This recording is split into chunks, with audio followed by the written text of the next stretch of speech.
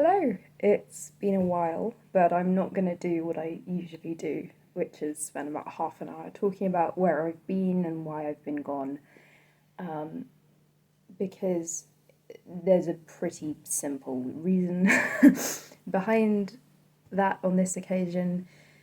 It's the summer.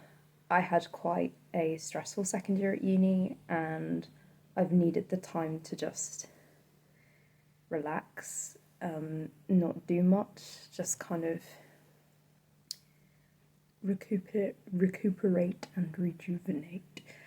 Um, and I think,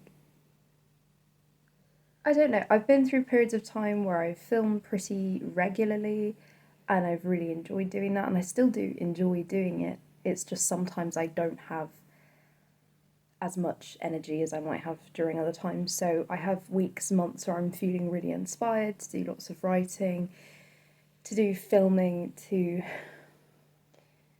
do all of the creative things that I enjoy doing. There's lots of baking as well. I go through phases where I bake lots as well. But yeah, I am grateful to have had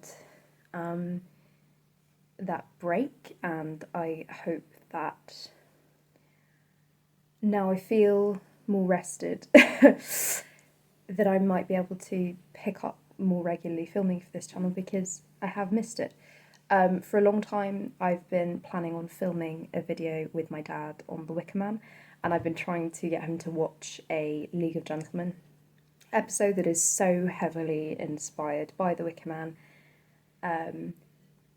And he hasn't watched it, and that's fine. I think we're just gonna go ahead with the video and see what happens. But today, I'm going to be talking about something that is very special to me. I'm going to be talking about the mermaid myth, aquatic mythology. If you Google aquatic mythology, you will find some kind of new age spirituality stuff. And maybe, I think I've checked, I've had friends check just because, not because I'm trying to blow my own trumpet at all. I could have looked for a better phrase or wording there, but it's not some sort of vanity exercise, but I'm just curious as to see what other people can find when they're not looking for the things that I would look for. You might find my Quora Space, maybe like the third or the fourth result down. So aquatic mythology, not really a thing. I know that when I've spoken to people about how much I love mythology, they're surprised when I tell them, people outside of like humanities scholarship, so friends that I have doing sciences, and family that did law or engineering at university, you still can't do a mythology university course, a degree, that is, and I think that's quite upsetting. And I think that, I know I'm not the only person to believe that mythology is worth our while talking about, but I know that in particular aquatic mythology, so like the study of watery creatures, is not really something that is discussed, especially not within like academic circles. But I do find that interesting because I spoke to somebody a while ago. I had an opportunity to go to a theological lecture on angels, and I spoke to some people afterwards, and there was this bloke there who loved fantasy, and he was particularly fascinated by dragons, and we had a chat about the fact that if you take like watery creatures, and there are quite a few really huge destructive watery creatures, like sea monsters, going back to like ancient Babylonian, Mesopotamian creation narratives that then became the flood narrative that we find within Genesis, for example, the story that everyone knows. You've got Tiamat, who's like this chaos sea monster, and I'm sure I've mentioned before that my dad is a huge Lovecraft fan, and of course Cthulhu is, I'm fully aware it could be Cthulhu, but he's always pronounced it Cthulhu, and I have always pronounced it Cthulhu like he has. Cthulhu is this great, like, tentacled kraken-inspired creature. And, you know, elements in the world like water and fire that give life and also a lot of power are also capable of a great deal of destruction. You know, there's a great mystery surrounding. I think water actually is even more fascinating because unless you're in like a really high-tech science lab, I'm not a chemist, I don't know. You can't, like, ordinary people can't just produce water out of nothing. I'm sure that you might be able to do that in a laboratory, but as I said, that's definitely not my expertise at all. You can create fire, but you can't create water in the same way. And we are obsessed with it, we are captivated by it, but we're also rather scared at what might be lying at the depths of several meters. Like, do I mean that? Sorry, I'm awful with like measurements and like there are huge parts of the sea that we've yet to discover in the very kind of like bottomless depths where there's like no light. And there's that desire to want to find more and maybe to find mermaids or something like the magical creatures that we hear about when we're younger and we read about in storybooks. That you see on those like endless top tens real life sighting of mythical princesses or princesses, I don't know. But we're also scared of what might be there. It's an interesting duality, and I think that's what I like most about the mermaid myth, that it is a reconciliation of two very different worlds. And I continue to be surprised that the mermaid myth in particular hasn't been studied more, because there is a mermaid myth or something very similar in effectively every lore in every place the world over. The origins of the myth are like anything initially rooted in like the ancient oral tradition and then ancient texts which would have been written in dead languages or lost to us. There's a lot of like lost to us over the years. There is some uncertainty because myth, as I said, the way in which they've been recorded initially are less easy to trace, because if you think about the fact that history is recorded time, recorded past, and then prehistory is things before that weren't recorded because of the society in which the people at the time existed. I'm just gonna have a sip of water. I love this cup, by the way. It's from HMV, and this one says belladonna, but you can get lots of different ones with various different poisons on, and I thought this was pretty funky. I suppose it's rather apt that I'm talking about watery myths and I have some water with me. So, if I remember rightly, and this is something I would love to explore, in fact I feel like I need to explore in my future academic career, but so far what I've been able to find is that it is believed that one of the first mermaid myths came from ancient Assyria, which is great because at university, as part of my theology degree, I now study the Hebrew Bible, which is a more appropriate term for the Old Testament, because calling it the Hebrew Bible is viewing it in and of itself, not through the lens of the New Testament, which came after. And of course, if you're looking at the Jewish tradition, or indeed like Israelite, like the Israelite cult, for example, and I don't mean cult as in like a scary religious group, I mean like the practices that were rooted in like Israel's national identity, before like monotheism was really cemented. If you're studying that kind of tradition and part of culture and history, those things are erased or changed if you focus too heavily on the New Testament and all of this leading up to the coming of Jesus as the Messiah. And I am a Christian. I've done videos about my faith before, but I do think it's very important that we view things within their proper historical context and cultural context as well. Because just because something isn't like historically accurate or provable doesn't mean that it's not of value. People have always told stories everywhere, and storytelling, I think, is a wonderful thing. The first myth, sorry, I realise I'm going off on like my tangents just flitting all over the place, I do apologise. First myth, ancient Assyria. Fascinating because Assyria is something that has come up in lectures and discussions that I've had. I have not studied Assyria much myself, like it's always been sort of in my peripheral vision. Actually, for this module that I did on like empire as part of like the Hebrew Bible, I looked at Tyre, which was a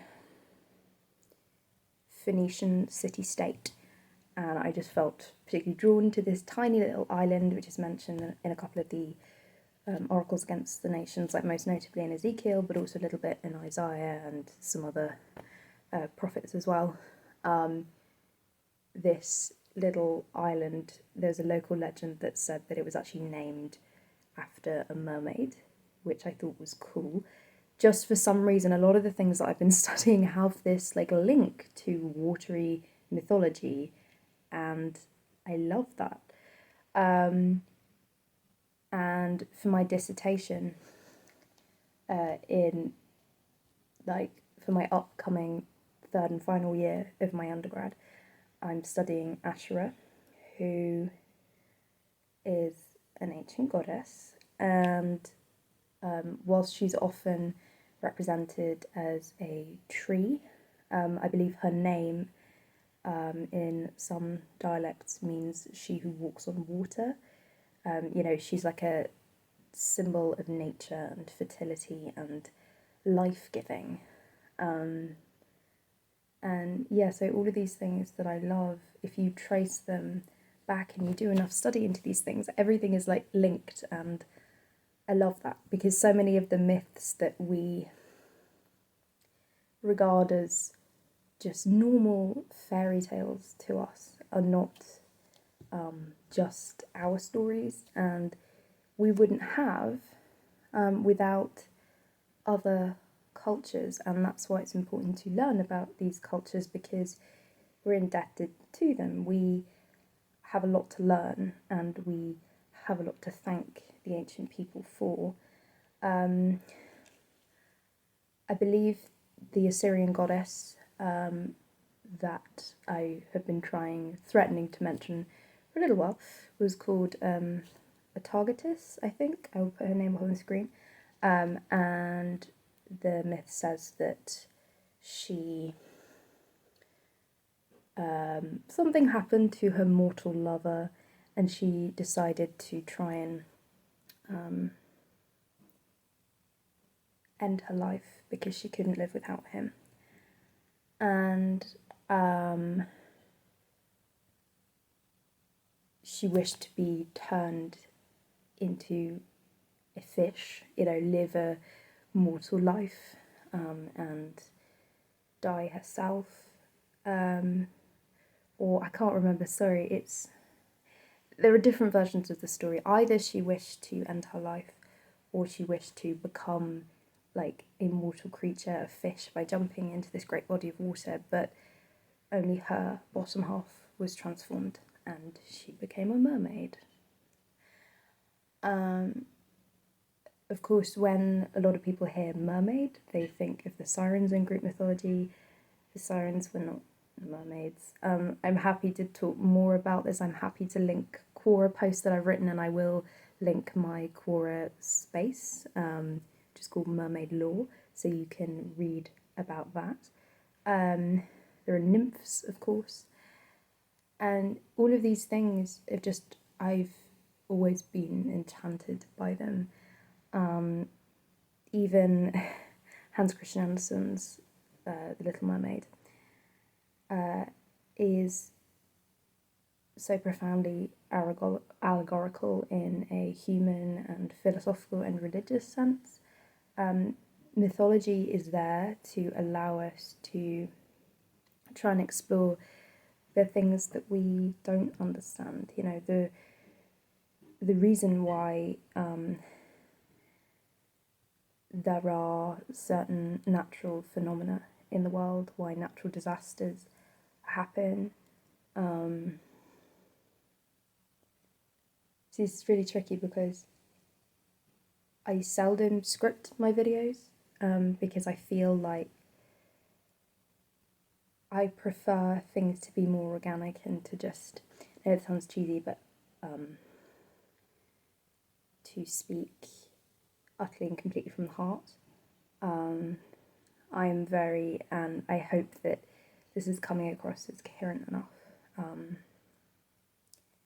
Happy to clarify anything if need be. Sorry, I'm not wiping my nose. It's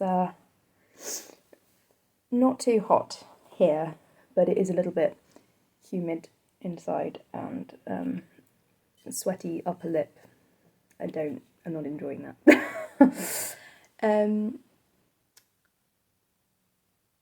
I have always loved fairy tales, and I'm a firm believer in the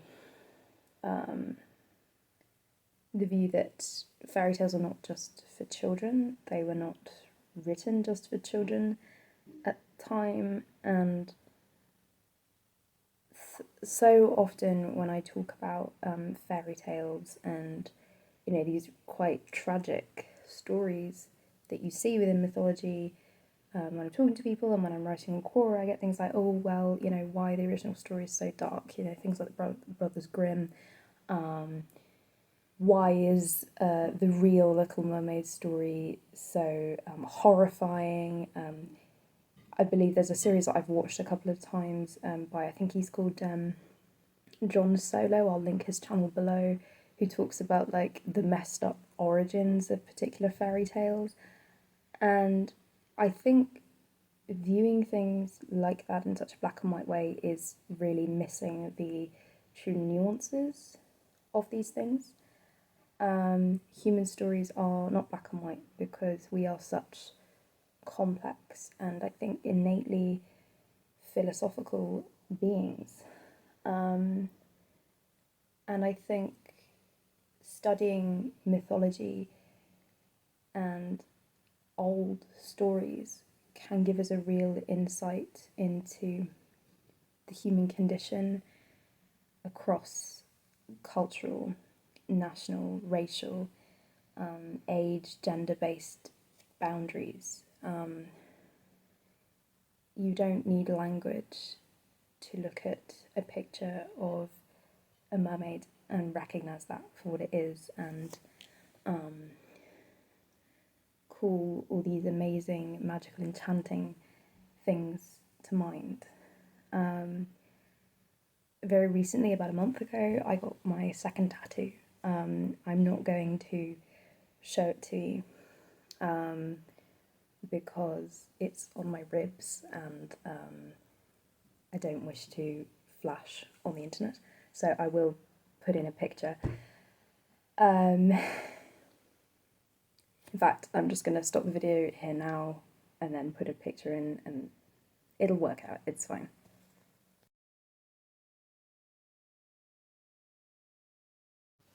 This tattoo, as you will be able to see from the picture, it's been a while since I did all of this editing and stuff, so apologies if that little transition appeared to be a little bit sloppy.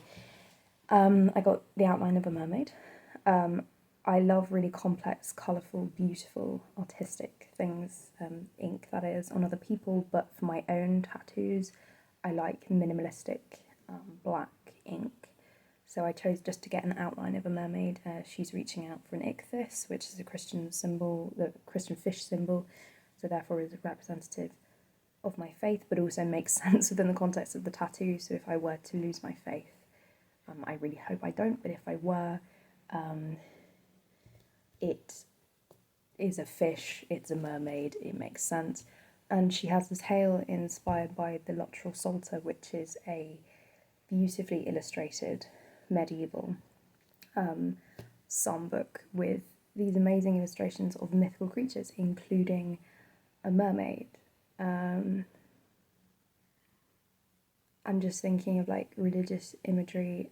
I've seen pictures of, artistic imaginings of Noah's Ark with mermaids and unicorns, and people have for a very long time believed in these things or wanted to believe in these things. Do I believe mermaids, unicorns, all of these amazing creatures are real? I believe in the magic of the myth, the awe that we feel when we hear and learn of these stories is enough. You don't have to have physical proof of something or to believe that it must exist without a shadow of a doubt, because it's very difficult to prove. I mean, even my faith, I believe in God.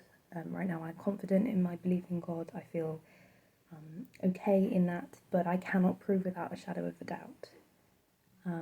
That is beyond my mortal, finite, non-scientifically brained capabilities. But just because I can't prove it, just because not everything in my head is utterly certain, that doesn't mean that I shouldn't believe at all.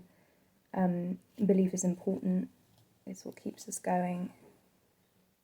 Having hope that there's something out there and there's more to suffering and to sadness is a very important thing.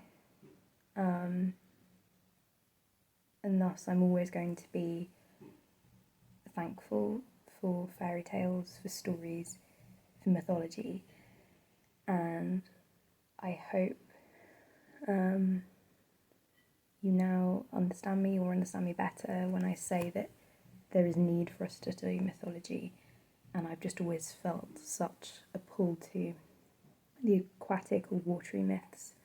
Thank you so much for listening, and I really hope that I will be able to keep up with my video schedule more regularly. I'm going to try and go back to posting things on a Sunday, because I don't have much to do on a Sunday.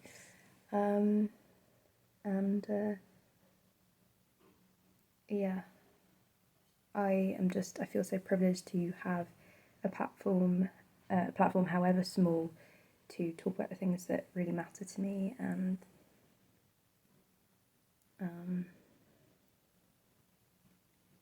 I hope that I can always talk about the things that matter to me, and that one day more people will share this passion, because you should be able to study fairy tales and mythology at uni. You absolutely should. These things are valuable and unique and just absolutely glorious. Thank you so much for watching, and I will hopefully see you all again very soon. Bye.